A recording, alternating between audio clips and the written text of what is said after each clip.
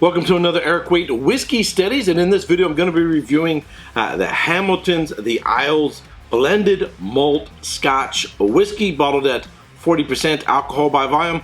Recently I did a review of a single grain whiskey, before that a peated blended Scotch whiskey, so I'm doing different types or categories of Scotch whiskeys. Most of us are familiar with single malts and blended whiskeys.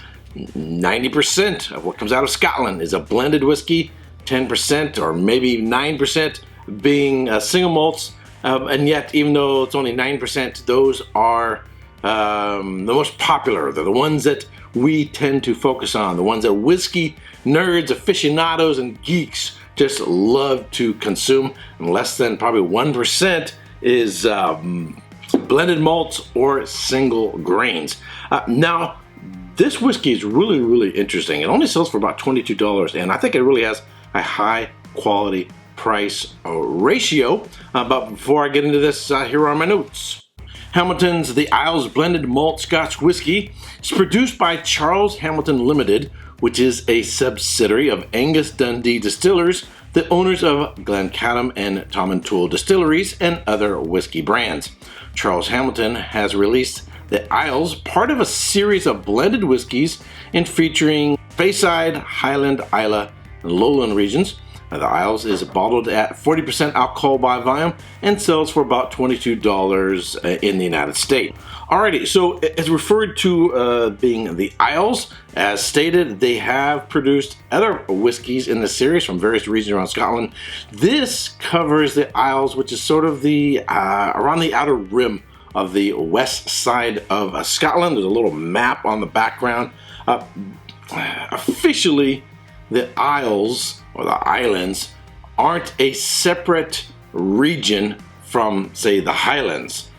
However, most people recognize that there are some distinctive characteristics to these whiskeys, so unofficially, yeah, we think of them very differently than we do, say, the Highlands, but officially, according to SWA, they're considered part of the Highlands. Now, Orkney currently has two distilleries, Scapa and Highland Park. They are soon going to have a third one, so legally they could petition the SWA to become their own recognized region, and then we would have a new region. But in the meantime, we tend to recognize that, hey, the islands are a little bit different. So this is a nice blended malt from various distilleries. It doesn't tell us who those distilleries are, but if you become familiar with those regions and the distillers from those regions, you can kind of figure out somewhat as to what this is a blend of. Now, sort of a light gold in color on the nose. But one of the funny things, so after, getting past the neck, having tried this several times, have it neat, have it on ice, I have it with just a little bit of water. I then compared my notes with the official notes from the producer, and very different. Oddly, they don't ever mention there being any smoke character to it. They say it's floral, they say it's jasmine. Yeah, it is floral. Is it jasmine? I don't know about that. But definitely get a lot of pear. I get peach, sort of canned peaches. But there is some well integrated, I would say medium minus amount of smoke, hints of milk chocolate.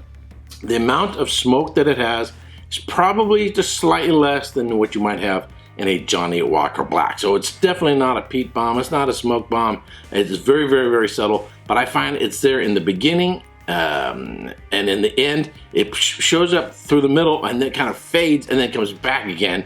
So it's really interwoven in between various fruit notes. All right, on the palate.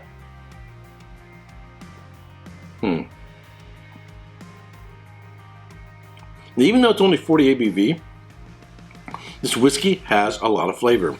It has also, I would say, a lot of complexity, a lot of layers. It has a real nice development. So get some stone fruits, then I get maybe a little bit of citrus, perhaps some orange. Then a little bit of that smoke kicks in with just a little bit of chocolate.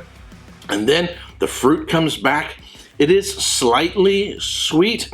And I would say I also get sort of those floral notes, particularly on the return after you swallow, after you finish. You know, you get that sort of that retro nasal coming back up. I get some nice floral notes on there as well. And it's a really, really nice whiskey.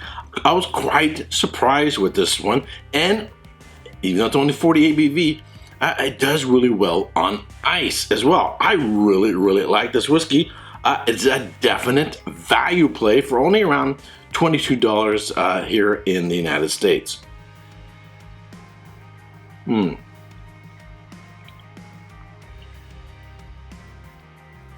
So I would say it has a high quality price ratio.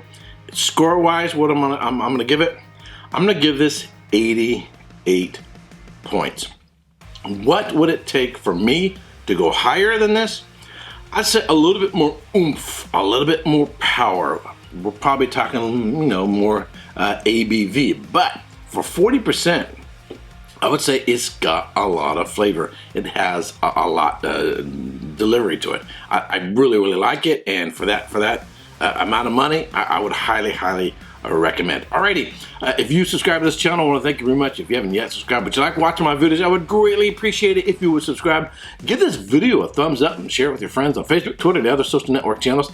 And until next time, cheers.